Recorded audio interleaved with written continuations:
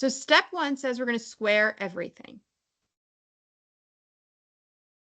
So that just means I square the left, I square the right. We know when we square a square root, we're left with just whatever was inside to begin with. And 4 squared is 16. That is step 1. Step 2 tells me to move everything to one side and to set it equal to 0. Meaning, I'm going to move this 16 over here. Hopefully we realize we can't combine this 16 with anything that's on the left because I have an x squared, I have an x. None of these are like terms, so you can't combine them. I can only, write my equation out a little bit longer. And 16 minus 16, that equals 0.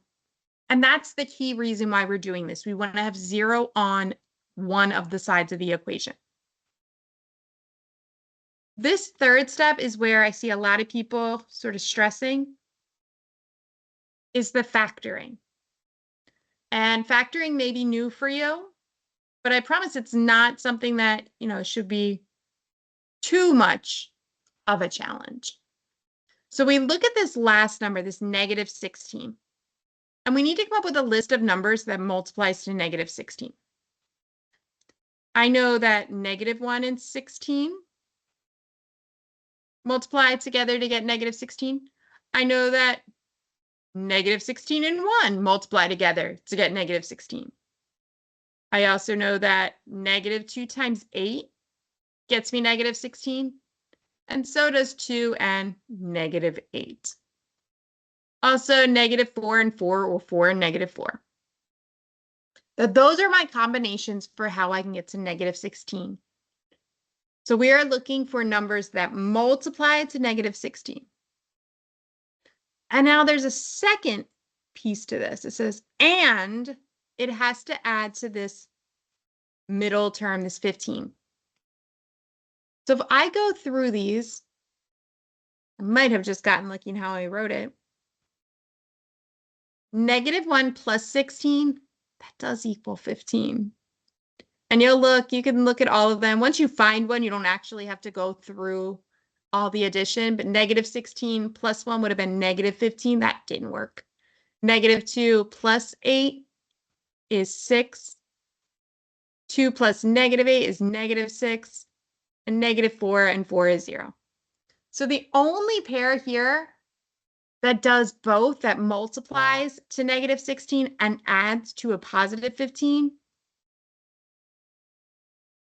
are negative 1 and 16. And this is how we write our factors. So I'm going to have 2 sets of parentheses. Both of them start with x. It's a negative 1, so I'm just going to write minus 1. And it's a positive 16, so I'm going to write plus 16. And again, I set it equal to 0. And that's the factored form. If I multiply x minus 1 and x plus 16 together, I do in fact get this equation that's right above it. X times x is x squared. X times 16 is 16x. Negative 1 times x is negative 1x. Negative 1 times 16 is negative 16. So if I combine these two like terms, I end up with 15x positive.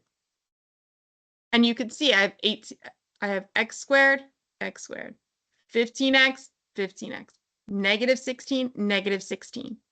Basically, I was just doing the opposite of multiplying. I was trying to figure out what two numbers would multiply together to get me that answer. And that's what factoring is about. And now the final piece of this, so that was step 3. Step 4 is just saying, what would I put in each set of parentheses that would make this equal 0? What minus 1 equals 0? That's 1. What plus 16 equals 0? That's negative 16. So these are the two possibilities for what x could equal. You need to include both of them in your answers. We could go and we could, substitute these numbers back in to this original equation, and we would find that it works. We can also go to Desmos and look at the graph. And I just took a quick snip.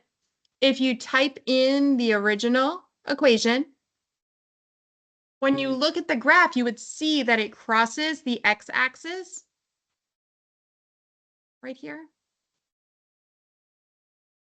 at 1 and at -16, because those are, in fact, the answers to our problem.